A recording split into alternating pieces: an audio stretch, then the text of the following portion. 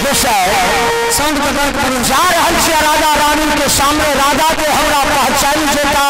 तब हम जान हम रास्ता देबा अने तो लौट के हम कितनी बर्बाद के चली गुरुए सुनियो हमरो विपतिया हम सब को ना बनिया यारा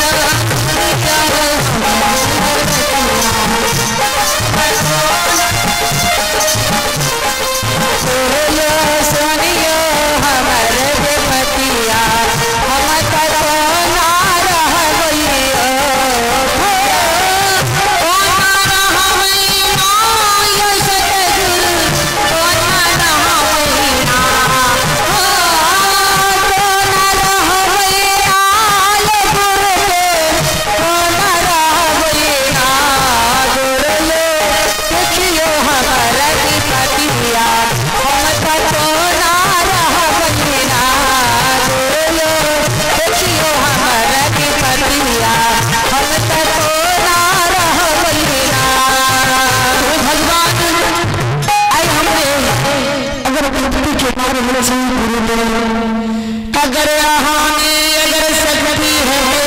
परमात्मा मांग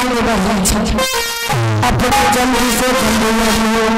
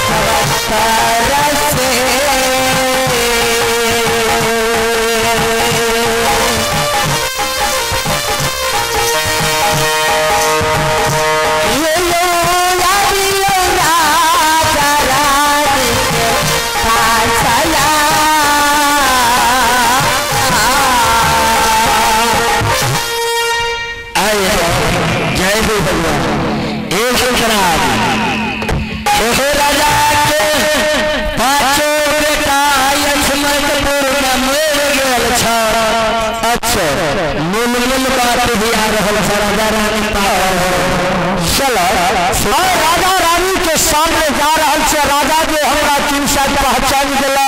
तब तो जन हम रास्ता देबा आ नहीं पहचान केल त तोरा लेके मिल जंगल घर छै हमरा लेके मिल के गिलास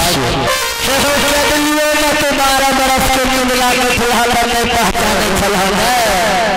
राजा या तोरा पहचान लेता राजा रानी का छटपटी लगल थे सुतोल लेते वो दोबारा जल्दी खींच लगी है सुना बोला राजा के पांचों के कागज के दिए हो हमारा घर चल पड़ता क्यों करा पड़ते